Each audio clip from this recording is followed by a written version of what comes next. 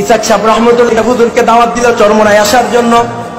হযরত রহমতুল্লাহ আলাইহি যখন দাদা হুজুর দাওয়াত দিলেন, ইসাক সাহেব রহমতুল্লাহ আলাইহি বলে, হুজুর আমার আরজু মাগরিবের আজানের 7 মিনিট বাকি, আমার ইচ্ছা আপনি চরমোনায় গিয়ে মাগরিবের নামাজ পড়াইবেন। কারে বলে? কারি সাহেব হুজুরে। কারে বলে? কারি সাহেব হুজুরে। মাগরিবের নামাজ কই পড়বেন? চরমোনাইতে। কিভাবে? মাত্র আছে 7 মিনিট। ঠিক আছে। ওযু টযু বানাইছে কারি সাহেব হুজুর, ওযু বানায়া জায়নামাজ নিতে নিতে 4 মিনিট শেষ। 7 মিনিট থেকে কয় মিনিট শেষ? 4 মিনিট শেষ। কারি সাহেব হুজুর বলে জায়নামাজ বিছাও। জায়নামাজ বিছানোর পরে হুজুর বলে চোখ বন্ধ করো। চোখ বন্ধ করছে আর চোখ খুলছে, খুলিয়া দেখে উদানির কারি ইব্রাহিম সাহেব রহমতুল্লাহ আলাইহি চাঁদপুর থেকে চরমোনাইয়ের মাঠের মধ্যে। বলেন আল্লাহু আকবার। পরে হুজুর বলে চোখ বন্ধ করো। চোখ বন্ধ করছে আর চোখ খুলছে, খুলিয়া দেখে উদানির কারি ইব্রাহিম সাহেব রহমতুল্লাহ আলাইহি চাঁদপুর থেকে চরমোনাইয়ের মাঠের মধ্যে। বলেন আল্লাহু আকবার।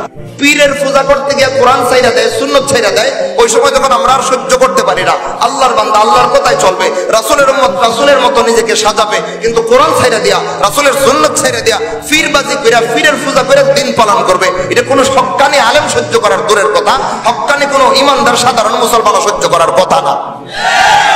ওই সময় যখন আমরা প্রতিবাদ করি যে তোমরা পীর মানো, অসুবিধা নাই, কিন্তু পীরকে কোরআন সুন্নাহর মানদণ্ডে মানো, পীর মান থেকে কোরআন ছাইরা দিও না, পীর মান থেকে হাদিস ছাইরা দিও না, পীর মান থেকে রাসূলের সুন্নাত ছাইরো না, তাইলে তোমরা কিন্তু মুসলমান থাকতে পারবে না, বরং পীর পূজারী হয়ে জঘন্য রকমের বিভ্রান্ত হয়ে যাইবা।